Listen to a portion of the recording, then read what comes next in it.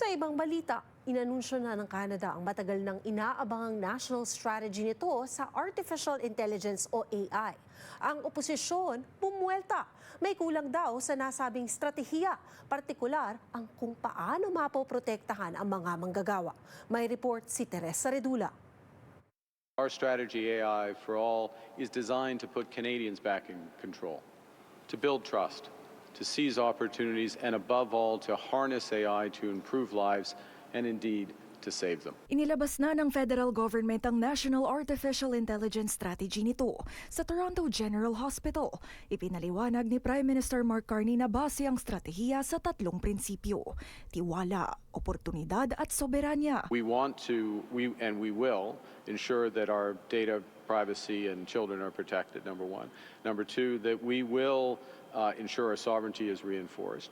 And we will do everything we can to make sure that AI is working for people as opposed to replacing or working at cross purposes. Kabilang sa stratehiyang ito ang pagbuo ng AI Literacy Initiative o entry-level AI training para sa lahat ng Canadians, upskilling opportunities sa mga manggagawa at hanggang 250,000 bagong AI-related jobs.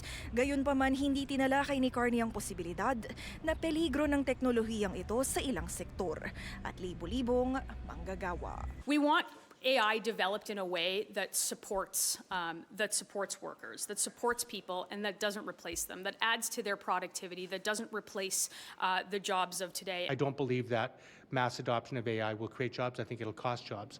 And until there's measures that are in place that will address that, I don't think the strategy is complete. Impormasyong naging katanungan o inabangan din ng isang political analyst. The plan is very vague. It fairly identifies the problems, but doesn't exactly, as a strategy, produce any solutions that the government could immediately undertake. There's no timeline for when these safety measures or public protections are going to be put in place. And, quite frankly, I don't see them moving forward if that,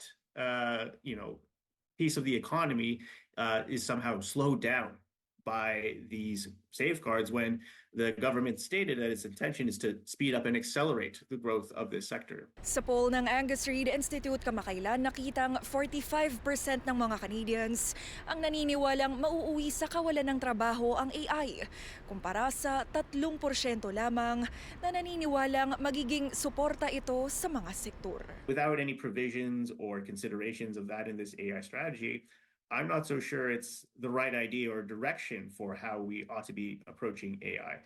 I would argue that we need to think proactively of how we protect Canadians and jobs from these negative effects.